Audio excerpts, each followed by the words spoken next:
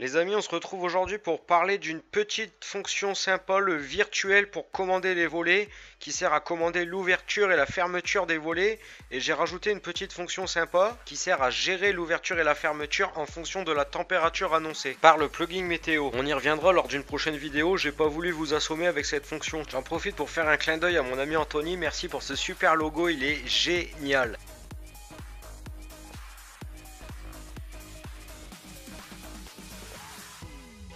On va commencer donc par rajouter le lever de soleil à notre virtuel. Donc moi j'utilise déjà un virtuel avec les centralisations des volets. C'est les commandes pour lever et descendre tous les volets. Donc on va bien chercher le lever de soleil dans le plugin Weather, plugin météo officiel JDOM. Et donc surtout on n'oublie pas d'enregistrer avant d'aller vérifier ce qu'on a fait.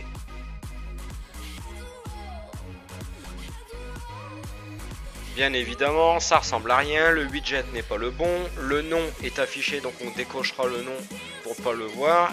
On va mettre ça en tableau et on va commencer à organiser un petit peu tout ça pour que ça ressemble à quelque chose de propre.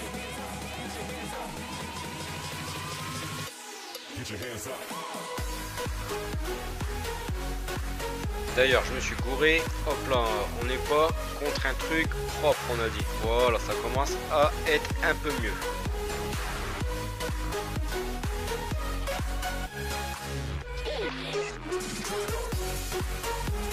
Et bien maintenant on va commencer donc à créer le décalage, donc c'est là où on va ajouter plus 30 et moins 30. Donc c'est une information, on vérifie bien que c'est numérique et donc surtout on copie-colle le truc dans le calcul, voilà le nom dans le calcul, c'est là où on va créer l'information en fin de compte. Et on enregistre et on rafraîchit. Donc ce sont bien deux commandes virtuelles. On va rajouter donc les deux commandes, il y en aura une, ça sera plus 30 ouverture. Voilà.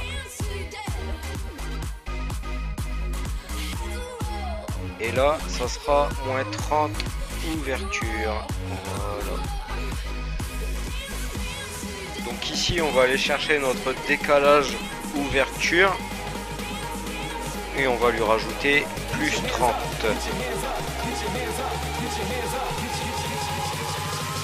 On copie-colle et on remplace le plus 30 par moins 30 pour la commande moins 30. On va copier-coller le décalage ouverture et on va le mettre en nom d'information pour les deux commandes. Et là, on va dire on agit là-dessus. Donc on voit bien qu'on agit sur le compteur décalage ouverture. On va mettre ça en forme pour la vidéo, mais après je l'efface. Moi je trouve que c'est pas intéressant de l'afficher, vous faites ce que vous voulez. Donc voilà la formule qu'il faut pour pouvoir exploiter ça comme du temps.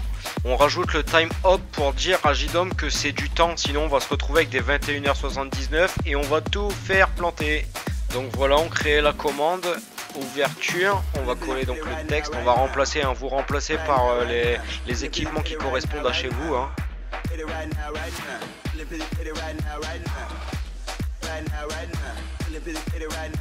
Bien entendu, c'est toujours dégueulasse, on va se mettre ça en place vite fait.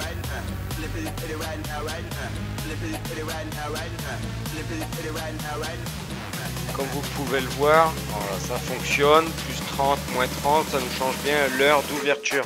Donc on verra tout ça plus tard, comment l'intégrer dans un scénario. Et là c'est l'inverse, donc on ajoute le coucher de soleil et on personnalise ça pour que ce soit propre sur le design.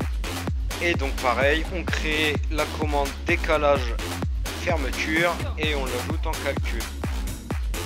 Alors soyez bien attentifs parce que là il y a quelque chose qui va changer. Au lieu de plus 30 égale décalage volet plus 30, ça sera décalage volet moins 30, puisque nous ce qu'on veut c'est lui retirer 30 minutes pour qu'il ferme avant le coucher du soleil.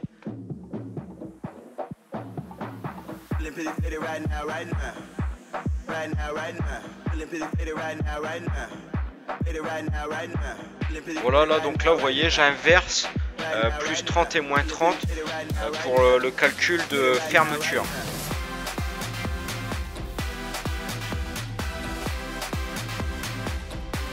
Pareil, on colle décalage de l'ouverture dans le nom de l'information puisque c'est là-dessus qu'on va agir.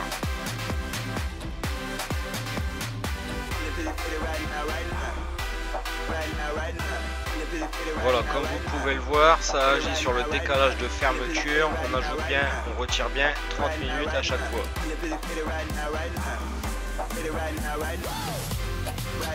Toujours pareil, on ajoute une information numérique qui correspondra à l'heure de fermeture des volets. Donc là on voit bien que la commande est inversée, on va soustraire à la fermeture pour venir fermer les volets avant le coucher du soleil.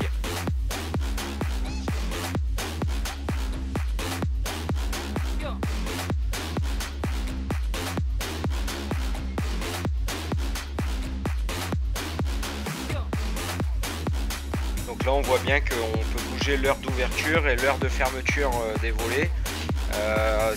Après donc il faudra l'intégrer dans un bloc A dans un scénario, mais ça on l'abordera après, puisque du coup il va falloir ajouter le déclencheur et faire un remove init pour qu'à chaque fois qu'on modifie ça relance le scénario automatiquement. Et là c'est le moment